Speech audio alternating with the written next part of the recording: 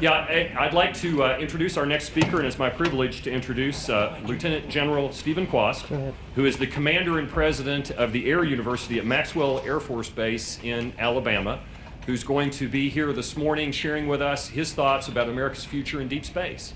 So without further ado, I'll introduce General Kwast. Thank you so much.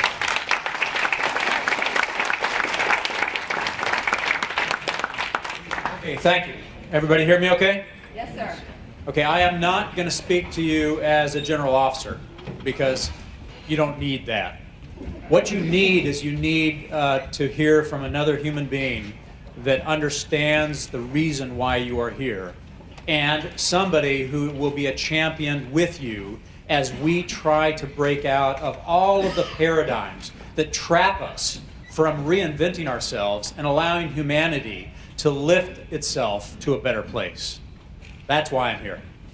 And I may look like an old white male military officer, but I have an interesting background that makes me see the world a little bit differently. I grew up in a small tribe in Cameroon, West Africa, as the son of missionaries. I then was a missionary myself in Micronesia, and then at the Air Force Academy in Astronautical Engineering and Computer Science, and then the Kennedy School of Government for International Affairs, National Security, working at the White House for the Gore-Clinton administration, and in the business of the art of war. And the art of war is not about winning battles.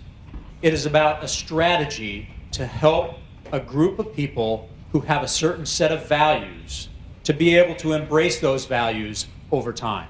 It's about strategy. So what I want to do today is remind you a little bit of how I see this, and then open it up to talk about how we can help each other.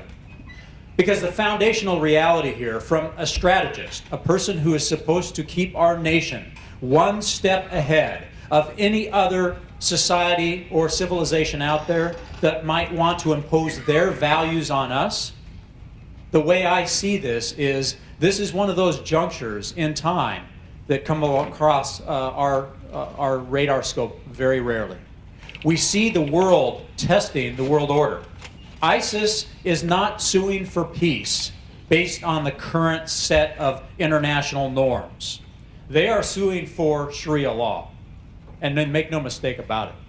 Putin is not being belligerent just because he's exercising ancient insecurities to the south and to the Mediterranean and into the west because of Europe.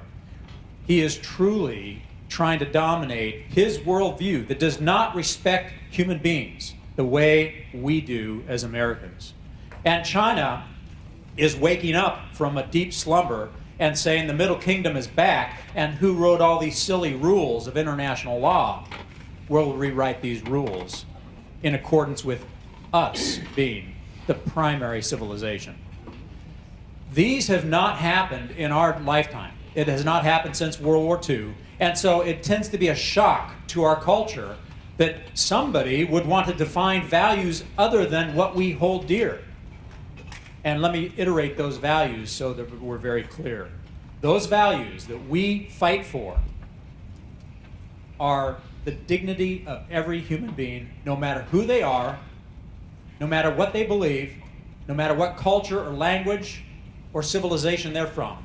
There is intrinsic value in every human being that must be respected by other human beings. But there's always a limit. Respected as long as they also respect the dignity of other human beings. And therein lies the rub, because the second value we have is a representative form of government, where the dignity of an individual human being is manifested in their ability to have a say in who has power over them. These are the two core tenets of the values that we are experimenting with as an American society in the governance of people. But as the information age has hit our world, and as technology is accelerating, we find ourselves at a point where America is no longer unilaterally dominant the way it has been for the last 70 years economically. And this is why people are testing the world order. They see weakness, and they are now going to say, well, wait a minute, instead of American values, what about Sharia values? or our Chinese values, or our Russian values. This is as old as time. This competition for survival of people and civilizations. But why we're all here is because this is even broader than just the petty fights between people of different cultures and different civilizations. This is about the reality that we may feel like the earth is a safe place, but when you look at it in the context of history, the earth is a vicious place. Just as the dinosaurs figured out, they didn't see it coming.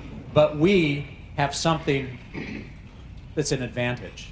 We have brains that can look at the history of the universe and realize that if we don't have the agility and flexibility to be able to adapt and move away from our Earth, if our Earth is threatened, we will find ourselves in the same shoes. And it will happen. It's only a matter of time. It is not a matter of if. It is a matter of when.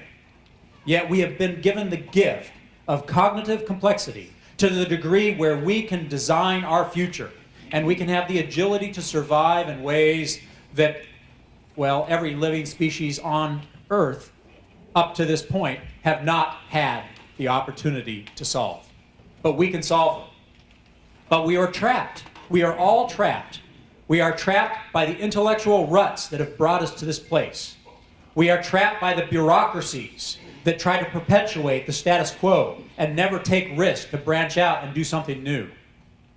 And my covenant with you is that I am here to fight for the new thinking and the technologies and the concepts and the ideas that are germinated in this room amongst you and a whole host of people in our world that see this same imperative, that we must break free from the shackles of earth. And we can break free from the shackles of earth in a way that allows us to soar beyond belief.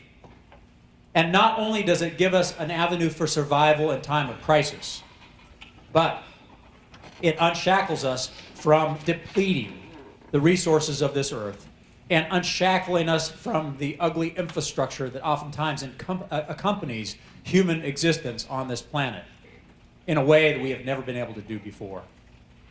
But let me end with what is really in my lane. As a defender of mankind, as somebody held accountable to make sure that you can do anything you want under this rubric of governance we call a constitution, without fear of somebody coming in and doing something dastardly, and if they do, that we can hold them accountable and make sure justice is a part of the human condition. In my lane, as I watch this journey unfold, I guarantee you that two things will happen. One, the marketplace that will be created by what you are doing will bring with it conflict. It will bring evil men who will not care about you or about the dignity of human life, and they will steal it, they will ruin it, and they will use it for their aggrandizement and for their benefit without any regard for humanity or for you or for anybody else, quite frankly. This is the dark side of the human condition and why I exist.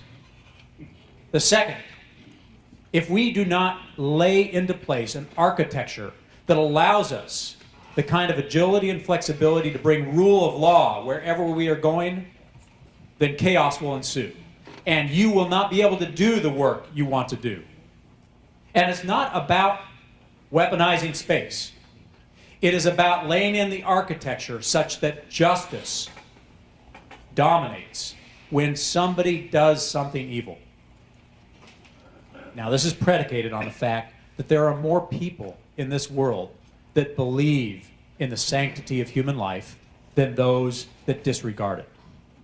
And if we gather together as a civilization of people and we reject the darker forms of the human condition that lead to those things that devalue humanity, we have a fighting chance.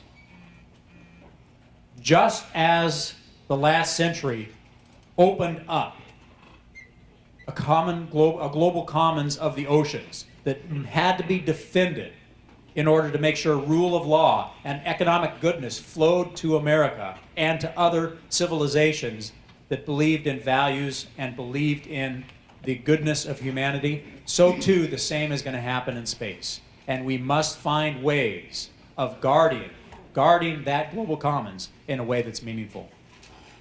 This is at the core of this reality. Now, as a historian, as I study every juncture in the history of mankind, every civilization, from the Babylonian Empire, the Byzantine Empire, any empire that was created and dominated because of technologies that became an instrument of national power, whether it was the Roman roads or it was the Babylonian ships and boats that went up and down the rivers. The reality is that when you end up at a moment in time like we see right now, where you have people testing the world order, two things are common if you want to succeed. Two things, historically, as a historian, have to exist if we as an American civilization want to be able to lead into this future in a way that's meaningful and in the way that protects our values. First, we must dedicate ourselves to those values. We cannot walk away from the values in the pursuit of this future. That's the first. The second is we have to have an overmatch of power in order to keep the hounds of hell at bay. Because people, when they see these resources, when they see these opportunities to dominate other human beings, there will be very clever people who are very strategic that will try to take advantage of that.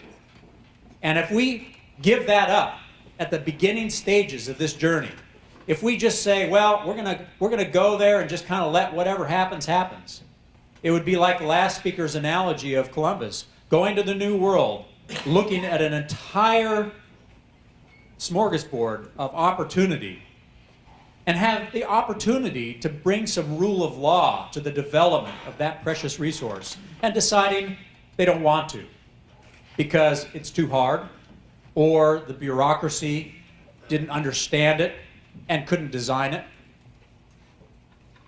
We must embrace our values as Americans, the dignity of every human being, and a representative form of government to embody that respect. And two, we must have an overmatch of power where we can keep evil people from taking advantage, and we can do it peacefully. But if we do not bake that in at the beginning of this journey, history will tell you, you either lose your soul to others that are more clever and more aggressive at dominating that new global commons that emerges, the new technologies that can be used as an instrument of peace or an instrument of power, or you can stay on the leading edge of that journey and you can control it in a way that's peaceful. And this is really at the heart of the art of war. The art of war is being strategic enough where you never have to fire a shot. You never have to use force, because you have outthought your adversaries, you have out-invented your adversaries, and you have architected the technologies that become the tools of national power in a way that allows our values to dominate the future, our values to dominate space, and the global commons that will emerge. And if we do that now, we have a fighting chance. So my promise to you is I will be a partner in this journey. And I want you to remember the name, Kwast. There's only one in the Air Force. So I know you can find me. Google me.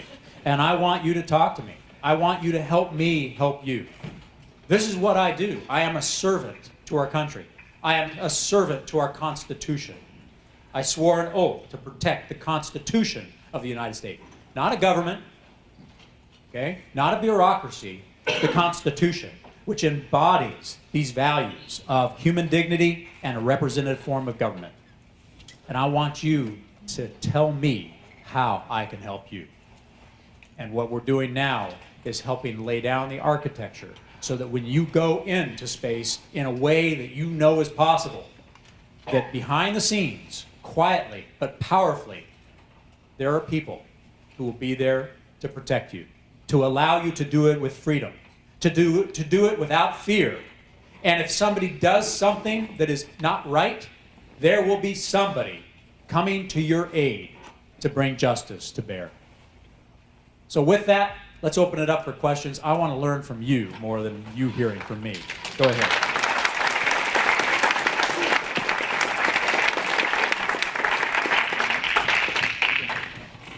Could you talk about the importance of women in promoting human dignity and human Okay, so the question is, Wait for the microphone. that's fine, but I will repeat the question so you don't have to say it again.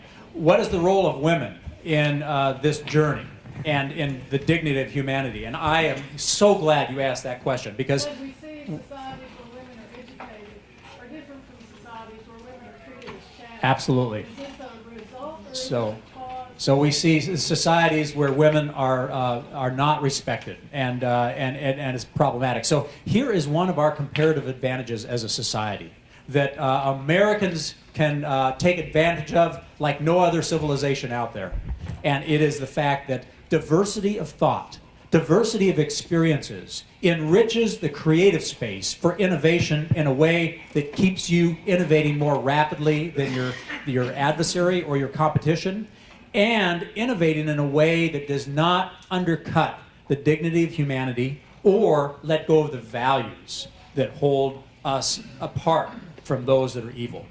We have underappreciated this requirement for diversity of thought. And it's more than just about women, but women have been undervalued and they have been underrepresented in these journeys. And the society that first figures this out, okay? And I can understand in the history of mankind where you had to have physical strength to kill the animal or to defend the tribe. And having grown up in a tribe, I saw that firsthand. We are so far beyond that. The group of people that figure this out first and truly do embrace the diversity of thought that comes with women being a part of the fabric of the architecture will be the ones that stay 10 miles ahead of the enemy, not just 10 feet ahead. It is a comparative advantage. It is our secret weapon, and we have not fully achieved it, and we need to. Because war can be ugly.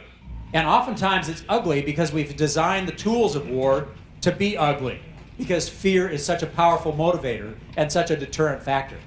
But fear and deterrence can be architected in many different ways, and we have not been very creative about the way we design technology to be a tool of national power without having to use violence as a method for achieving that deterrence.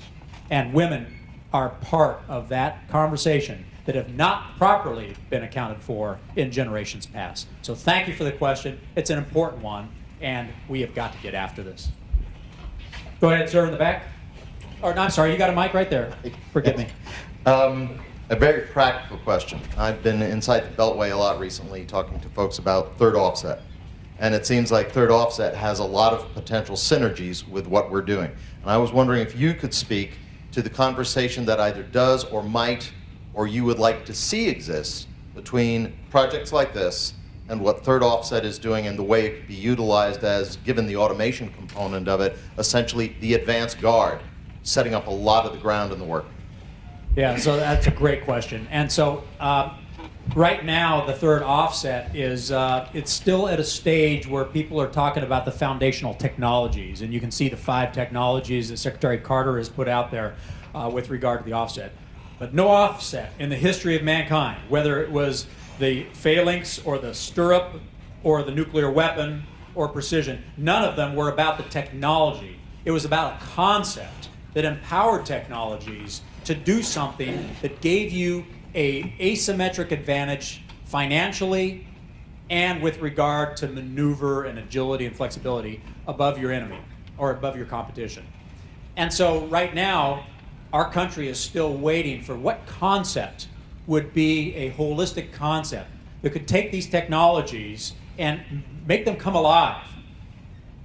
This is one of those potential concepts. A concept where low-cost access to space, because we as a government and as civil society combine our forces to recognize the potential of what it would mean to have low-cost access to space, could be a game changer. And all these technologies would be, it would give them a tapestry to hang upon and uplift America, uplift what has always been an aerospace nation, and it would uplift a concept that could truly transform humanity and in so doing transform American economy, and in so doing transform American national security globally. So it's a great question. It is a question that I think there is a presidential moment or a Kennedy-esque moment coming up here. A year from now, we could have a president that says, America, I've got a dream. Okay, not to get silly about it, but because I've got a dream belongs to Martin Luther King and nobody will ever steal that away. But some president in the future has an opportunity here to say, America, I have a way out.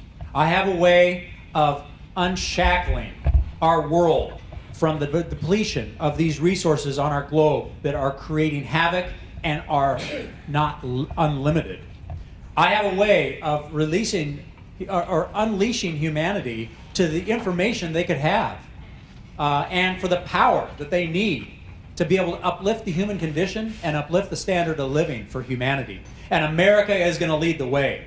And the concept that will unleash this watershed of potential, just like deep sea navigation changed the globe and allowed a small place like England to dominate the globe, so too the first civilization that figures out low-cost access to space will be able to change humanity. And I'd rather be our values that do that rather than the values of some of the other contenders in this globe that would want to do the same thing. So thank you for the question. The third offset is truly a requirement for our age, because right now, America has been living in an anomaly of history. For the last 70 years, we have been so unilaterally dominant economically that nobody has ever tested us. But the information age is making that wane now. And that's why you see ISIS testing us, and Iran, and China, and Russia. This is playing out like it always does in history. And if we can't find an offset, a way of solving a $10 problem with 10 cents and forcing our competition to solve it with $100, that's really an offset. If we can't find a concept that allows the technologies of today to do that, somebody else will. And low-cost access to space is one of those potential candidates for a concept that would change humanity, would be a true offset, and would take advantage of all these technologies, and it would allow you to do what you want to do. Up here. Go ahead. Yes, sir, and then up there. Okay, so thank you very much for your talk, Lieutenant General. Can you hear me okay? Just talk loud. Just talk about into the mic. Okay, so in case you misunderstand my intention, I'm a former paratrooper, so I was in the British Army. This chap was in the Royal Air Force, so don't mistake me as being anti-military. No, I appreciate that. So it's good to meet you. So the first question I wanted to ask is, you talk about American values, and there's a lot of Europeans in particular in this room. I just wanted to point that out, and who also, of course, love America.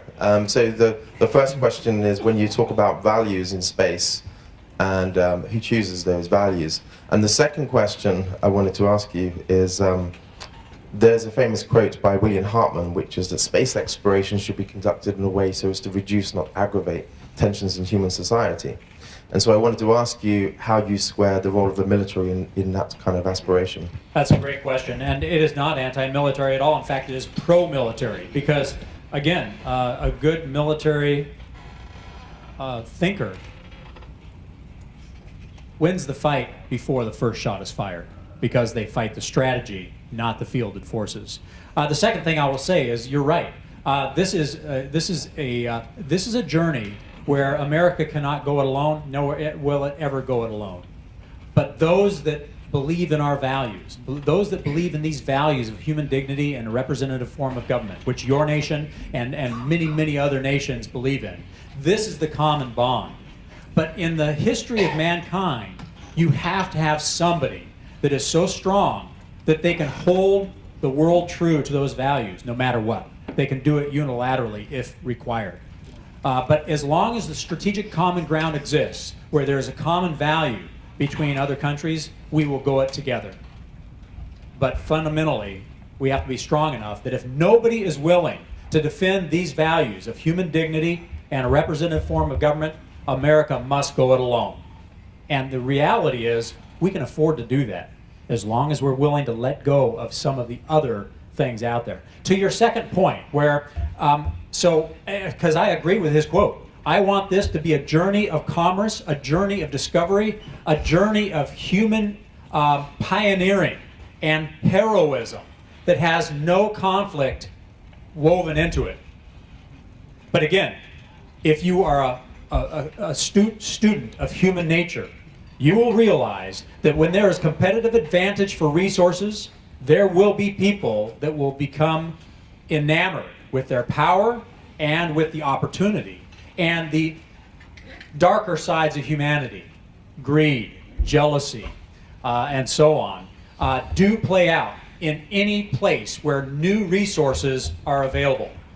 Look as the ice melts in the north, what is happening right now with the fisheries and the resources under those ice caps. And you look at how Russia is bristling with capacity to make sure they can dominate that, even though they belong to a global commons that we have defined as a global community.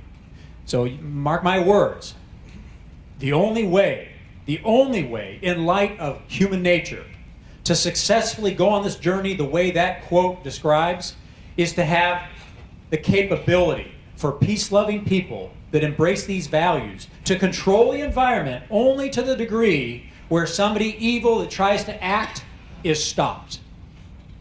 And the smarter we are about doing it, the more clever we are, the less violence there will be. And as long as we always make sure that that power is controlled by the elected officials of the people, part of that dignity, where the people get to decide who has power over them and who does not, then this delicate balance will still be achieved. But it's always a balance. There's no free lunch in humanity, okay? And survival and adaptation of the species will always come with conflict. And what I want to do is make sure that the defenders of mankind are strategizing to allow it to be a peaceful journey, because we paid attention to the disasters of the past, where we allowed these journeys to go forward without the power and the values required to keep it peaceful, and disaster ensued. And civilizations that believed in these values had to pay tremendous blood and treasure to take it back. What I'm saying is, if you start on the beginning edge of this journey, it is much cheaper and much less bloody than if you just let it go and say, we're all going to be peaceful. We can trust everybody to just behave themselves out there in space. And then when somebody does something stupid, then we have to come and we have to play catch up. And catch up in the information age, where the acceleration of technology is just so rapid, there may be an existential moment that comes before we can catch up. That's what I worry about. Okay, up there. Yeah, I'd like to sort of reiterate the same question. First of all, I'm an academic. I don't have any military experience, but I've done a lot with interstellar and interplanetary travel. One thing I've been wondering about lately is there's been a lot of companies, private companies, forming to exploit the asteroids, the near-Earth asteroids. Within 15 years, maybe 20 years, it should be possible to do this. It's not impossible that a group could fly out there to say, we're going to exploit this thing that will ultimately hit the Earth. They'll get there and say, well, give me $2 quadrillion, or I'm going to impact it in the Pacific Ocean and kill off the whole planet. Do we need, do you think, a deep space force, a means of potentially expanding U.S. and European military presence beyond Earth orbit and beyond cislunar space? Okay, so your question is a very astute one, because what you're describing is the way this will play out. At some point, in some way, somebody is going to do something like that, and we're going to all look around and say, who can save us? So whatever mechanism, whether it's like the Coast Guard, where you have those that have both military and civil society authorities, law enforcement as well as military, and that is controlled by elected officials that are truly the commander-in-chief, whatever mechanism you architect is not really as important as making sure you architect something. But right now, that is not where it's going, and it needs to go there. So we need to have somebody that can protect us from this kind of scenario. And whether it's military or whether it's a Coast Guard or a Space Guard type force, we'll let our our political elected appointees figure that out.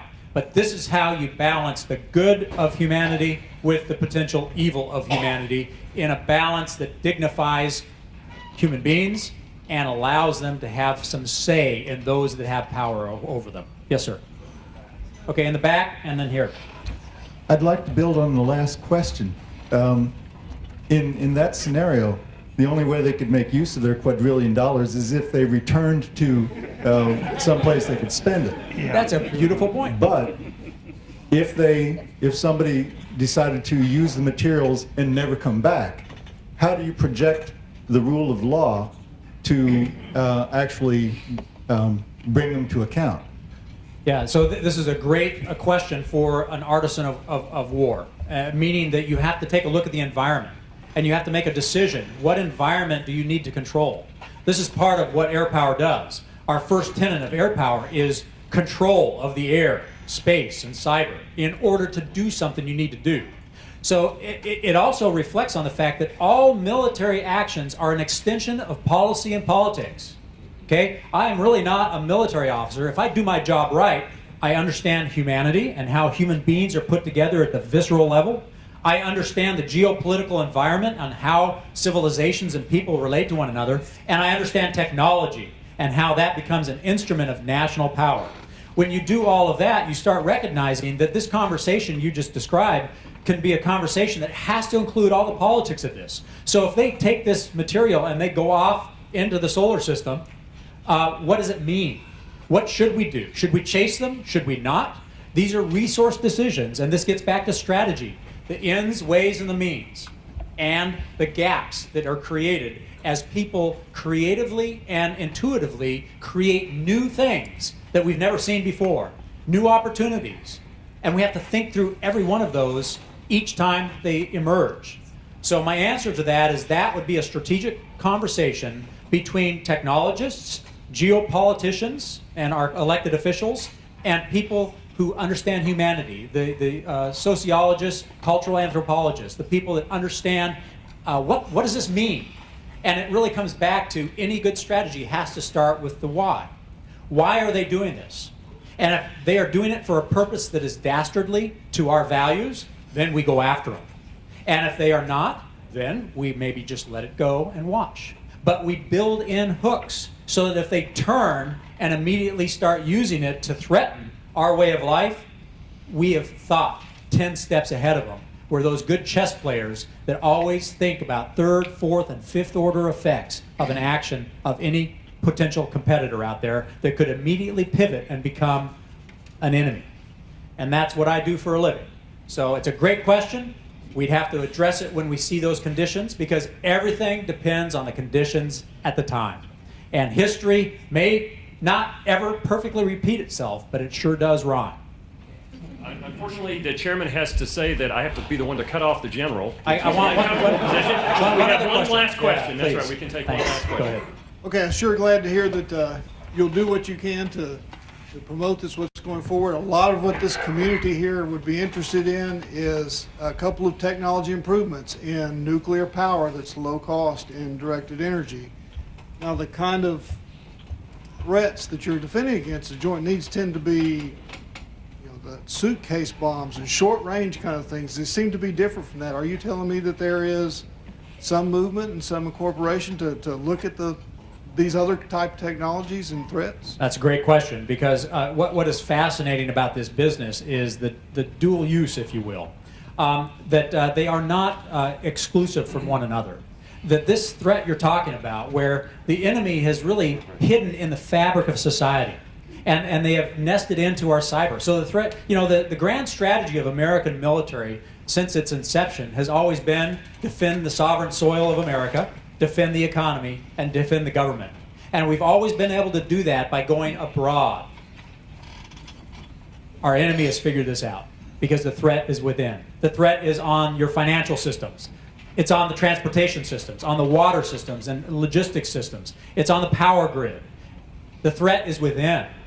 So as we are working on the fact that the world has foundationally changed in this information age, yet we have industrial age architectures of ships, planes, and tanks to address national security issues. This is the transformation we're going on right now.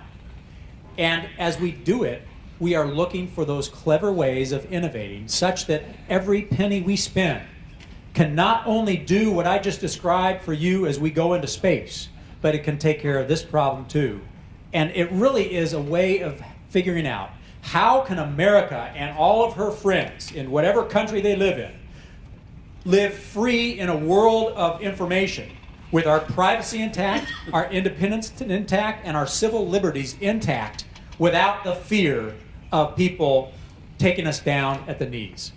And the answer is easy. We can. We are only limited by our imagination.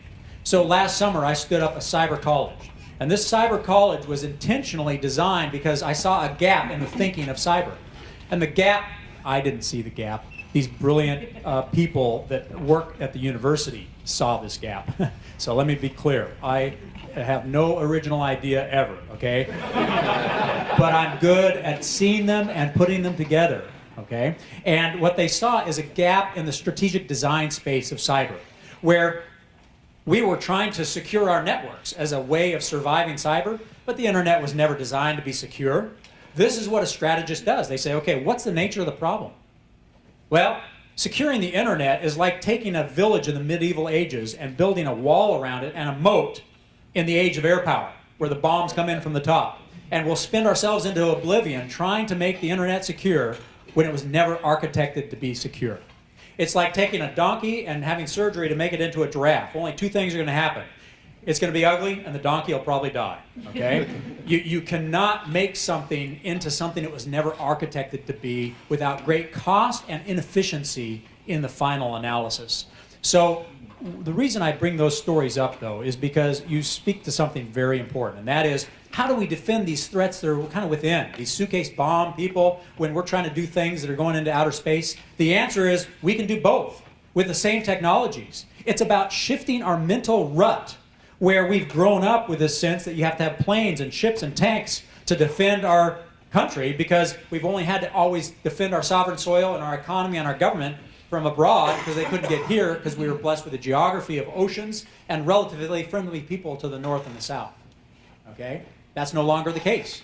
So we have to reinvent the entire architecture, but there's no reason we can't invent it in a way that allows us to do both. Again, we're only limited by our imagination. And as inventive as you all are at getting into space and doing what we can do with this tremendous opportunity for America to truly pioneer a new frontier, one, it'll inspire the world to join us. Two, I'm going to architect for you, not me, but the military people that understand that peace is at the pointy end of military power.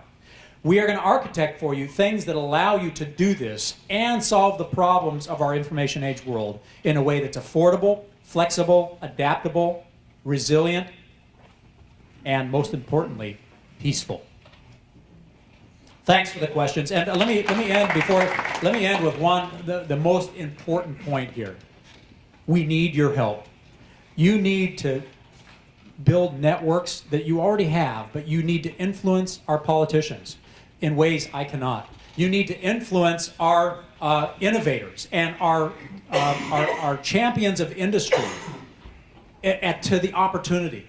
Because the American society, on some level, they get this. But the bureaucracies and the governmental agencies that are held accountable for these journeys we talked about, and the partnering that has been a part of any innovative leap, where government and private society team together to do things that each one individually can't do, the only way we're going to get there is if you help me convince those that are accountable for the bureaucratic and the governmental agencies of the opportunity and the potential out there.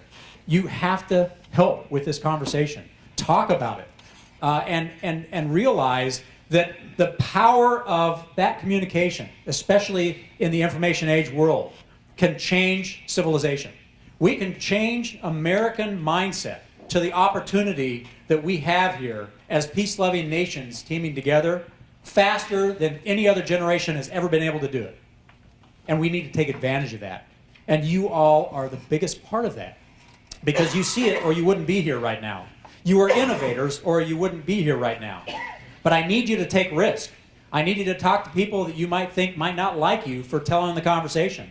I need you to take risks, because these journeys only happen when there's a group of people that are willing to take some risk and do something different, and do it in a way that isn't pejorative, doesn't put people down, doesn't impugn the fact that a whole generation of Americans and people from other countries have built this infrastructure we have today. That's all good stuff. But the world changes, the environment changes, and we are just trying to adapt as a species to not only survive, but able to survive in the conditions that the world has given us. So help me with this conversation. I need your help. And I thank you for what you're doing. You are at the pointy end of why I serve. Thank you very much.